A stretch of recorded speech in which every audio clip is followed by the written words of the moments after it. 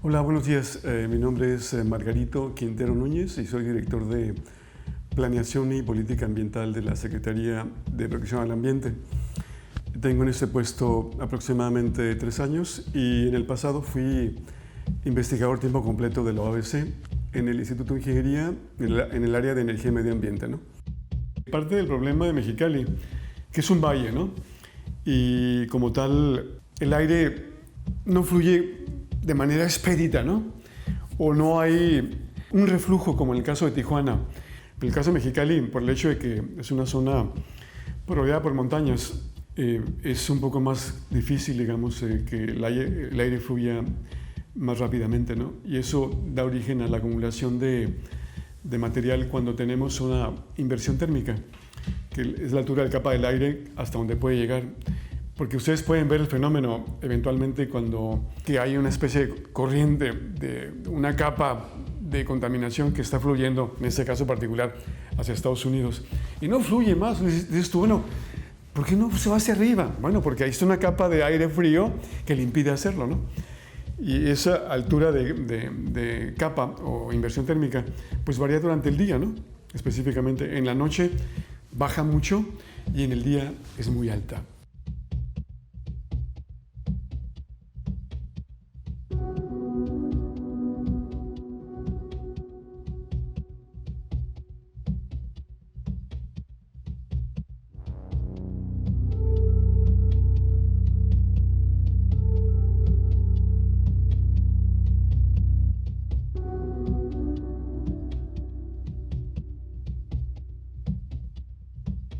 Yo soy el doctor Juan Valente Mérida Palacio, soy alergólogo pediatra, tengo un grado académico de doctorado en Ciencias de la Investigación en Medicina, generado en la Universidad Autónoma de Baja California, en el Instituto de Ingeniería y en la Facultad de Medicina.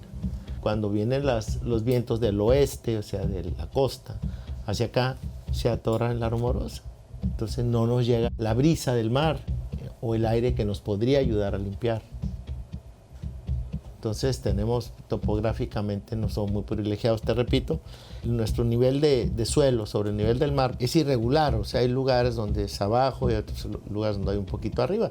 Hay lugares de 8 metros y hay lugares que están más 2, ¿no? Eso es lo que lo hace una cuenca.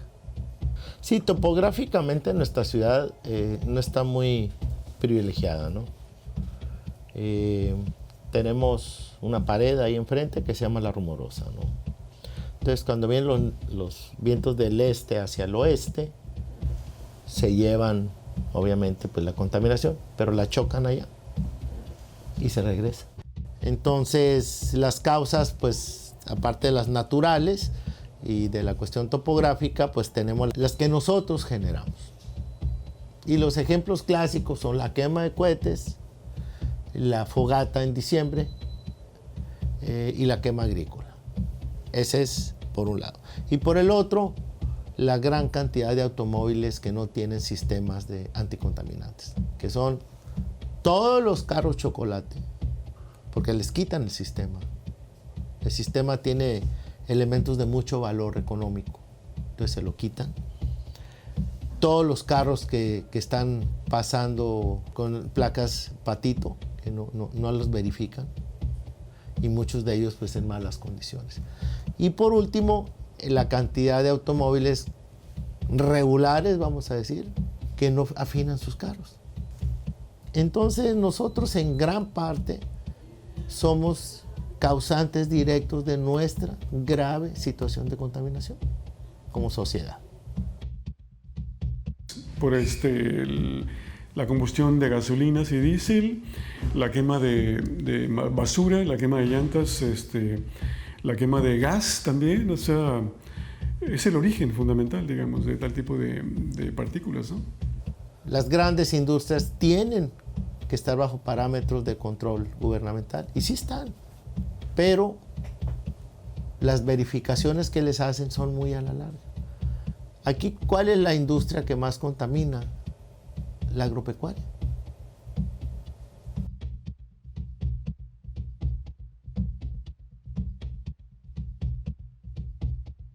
Bueno, en el caso de Mexicali vienen del uso del diésel como combustible, ¿no? Para los tractocamiones y para algunos automóviles. También viene de lo que son la quema de residuos agrícolas en el valle. Ya ven que nosotros, bueno, Mexicali es un valle agrícola industrial, ¿no? Ya le cambió, digamos, el perfil de ser básicamente agrícola, ahora también tiene su parte industrial. Y de ahí que hay quema de materiales, hay quema de combustóleo, hay quema de gas y eso genera también partículas.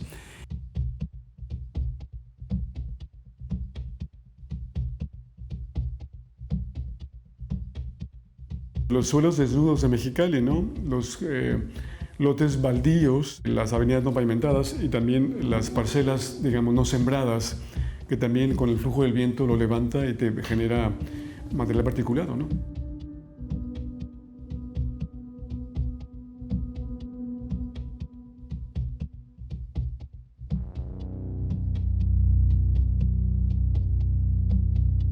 La diferencia de la partícula generada por un hidrocarburo a la partícula generada naturalmente que lleva sílice es que el hidrocarburo tiene un núcleo de carbón. Ese núcleo de carbón es altamente inflamatorio, es mucho más agresivo para la vía respiratoria que la otra. Y las partículas son más pequeñas, son aproximadamente un cuarto o menos del diámetro aerodinámico de una partícula PM10. Las partículas generalmente generadas por polvo son partículas un poco más grandes. Las de carbón son más chicas, las generadas por el humo, pues, son más chicas. ¿Qué diferencia hay o por qué es importante el tamaño, el diámetro? La importancia estriba en que entre más pequeñas, más penetran a la vía respiratoria.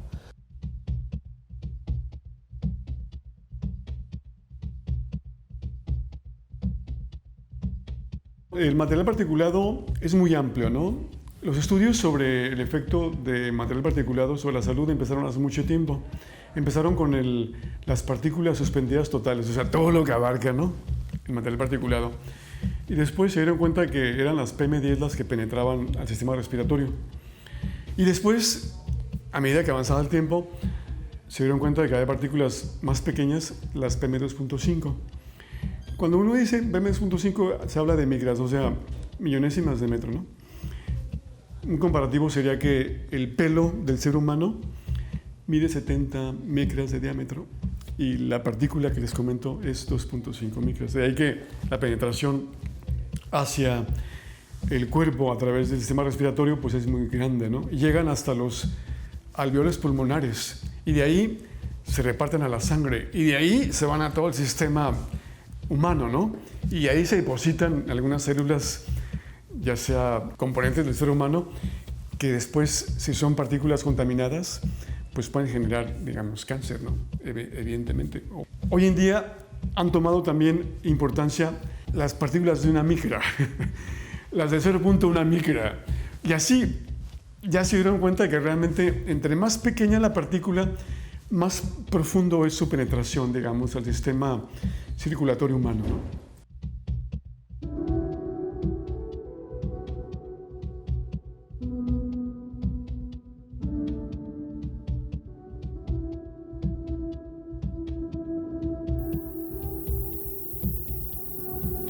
Hemos detectado que ese material particulado es el que más afecta a la salud humana. ¿Qué es lo que está pasando justamente ahorita en la capital, en la Ciudad de México? Ya ven que están ahorita en contingencia ambiental. Y sucede que la contingencia ambiental del DF o de la Ciudad de México estaba referida al ozono fundamentalmente, no tanto al material particulado, de ahí que tienen que renovar esas personas encargadas del programa el plan de contingencia atmosférica del DF y hacerlo a plan de contingencia para PM2.5 también, ¿no?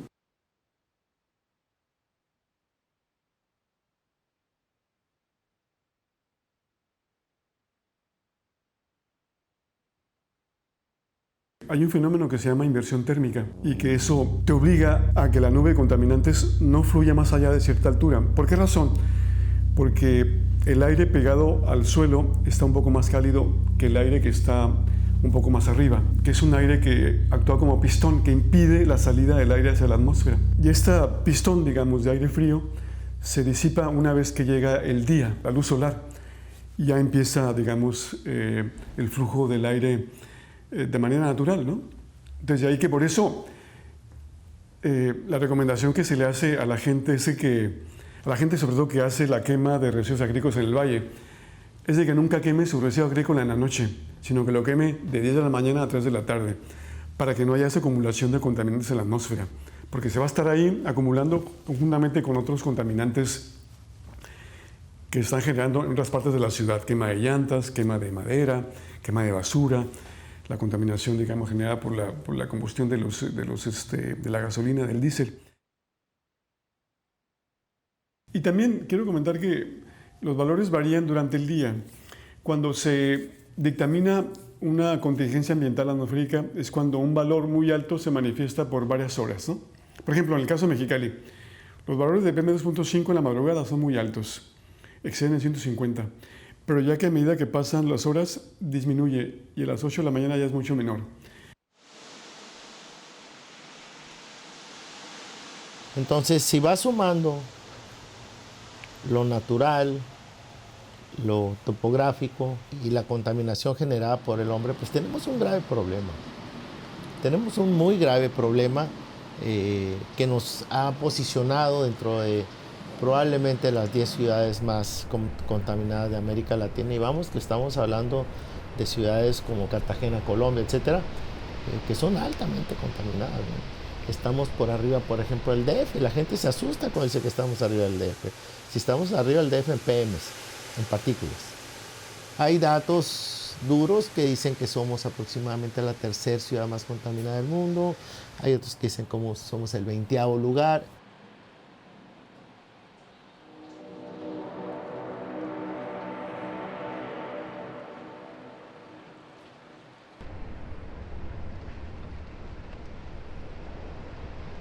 Contaminación en Mexicali se mide aproximadamente desde 1996, 1997, con un sistema una red de monitoreo que fue proporcionada y pagada por la EPA, la Agencia de Protección al Ambiente de Estados Unidos. Esos datos nunca estaban al acceso de nosotros, de la población. Entonces los datos se enviaban a Estados Unidos y creo que en Sacramento, en California.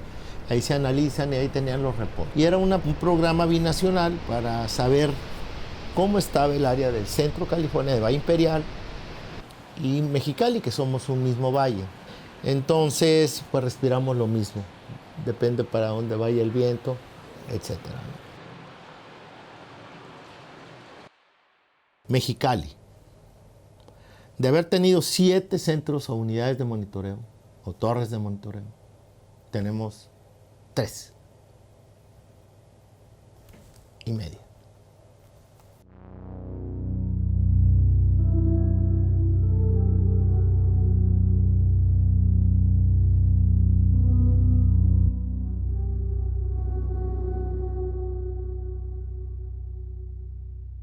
Quiero comentar que a la fecha existe un programa de administración de calidad del aire que también se le conoce como ProAire y que tiende a establecer estrategias y medidas y acciones pertinentes para disminuir la contaminación del aire en cada una de las áreas pertinentes, ¿no?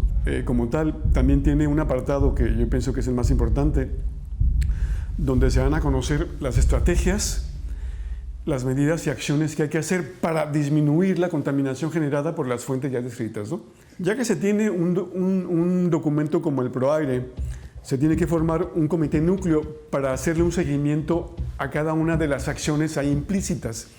Porque si el documento se publica y nadie le hace caso, pues ¿de qué sirve, no?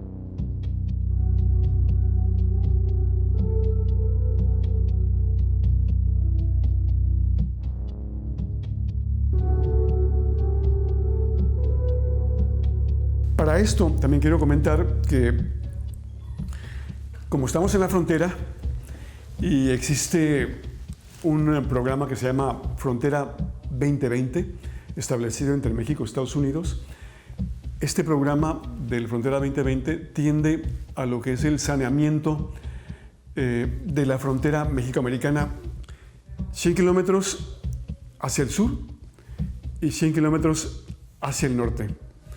Y de esa manera a través de este programa Frontera 2020 y ha servido para ayudarse mutuamente las comunidades entre ambos países, que se llaman ciudades hermanas, ¿no? Llámese Tijuana, San Diego, llámese Mexicali, Valle Imperial. Y los programas estos que les comento implican que en base a un trabajo mancomunado se tiende a atacar los problemas existentes a nivel ambiental.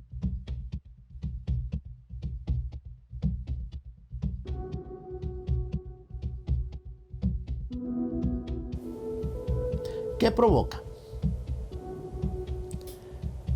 Tenemos una sociedad enferma, permanentemente enferma. Rebasa al grado que es inalcanzable la solución. De modo que las causas las conocemos, los resultados los conocemos, que es la enfermedad. Y te hablé de lo respiratorio. Pero está estrechamente relacionado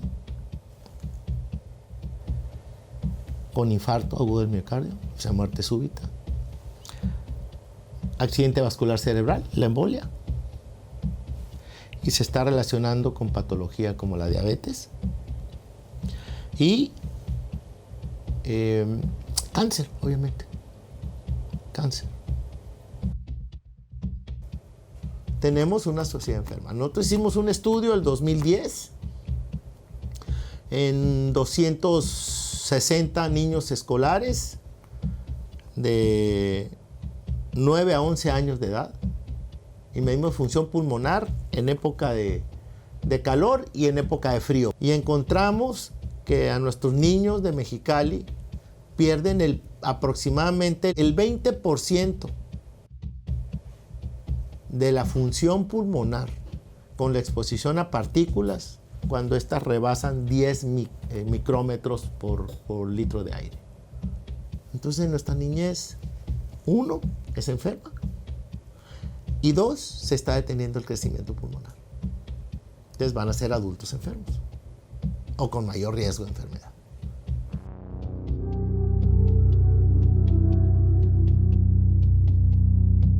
El costo que está teniendo en la salud, en costo directo, que es por gasto de lo que te cuesta ir con un doctor, la receta que te va a generar, ¿sí? Lo que vas a dejar de trabajar y la baja de productividad que vas a tener porque vas a ir enfermo o porque se te enferma un familiar y lo tienes que cuidar, etcétera. Entonces son impactos socioeconómicos.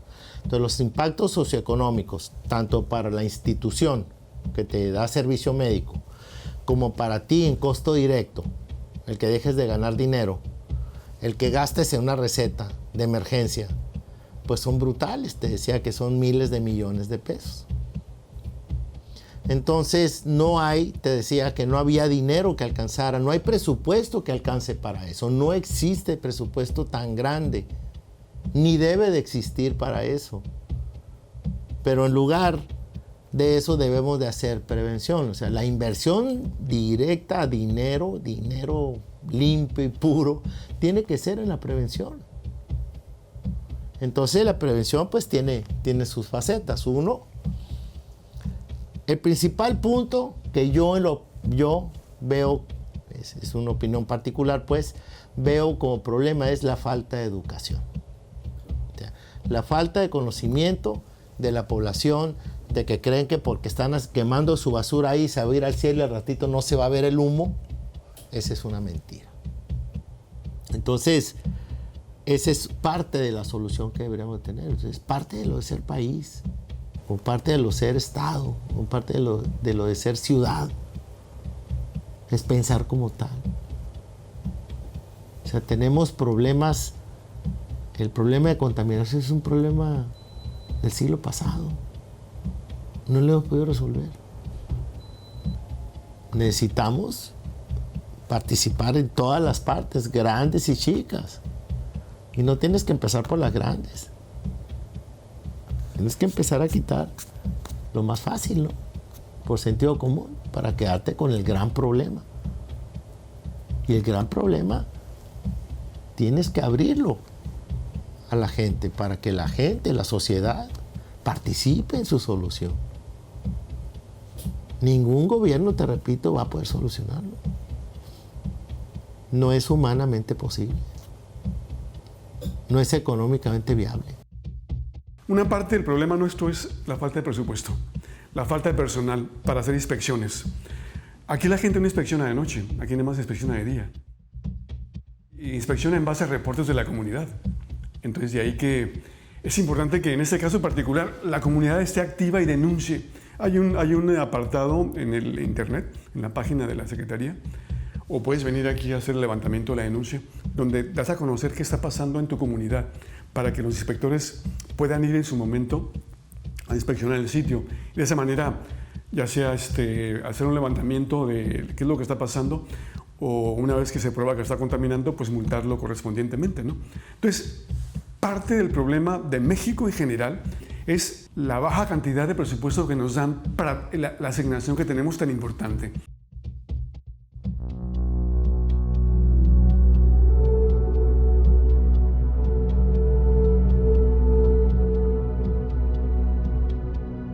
Es parte del problema de que no hay sanciones, es parte del inconveniente.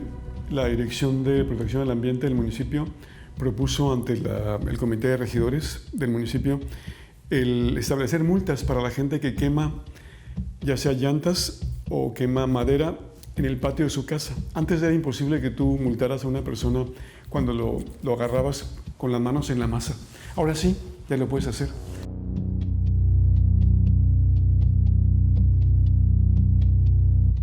Y aquí quiero comentar que en base a esa relación humana y técnica y política administrativa, los norteamericanos le cedieron al municipio 50 sensores de calidad del aire para PM2.5 para ser instalados en lugares estratégicos de Mexicali, tanto la ciudad como el valle, para llevar un registro específico muy definido de lo que es la contaminación de Mexicali, Ciudad Valle, y se haga un seguimiento más definido de lo que es la contaminación en relación a este contaminante, ¿no? Si tú vives en una ciudad fronteriza y compartes una misma atmósfera, porque la atmósfera que está encima de Mexicali es la misma que está encima de Valle Imperial, y ahí no hay problema en el flujo del aire, ¿no?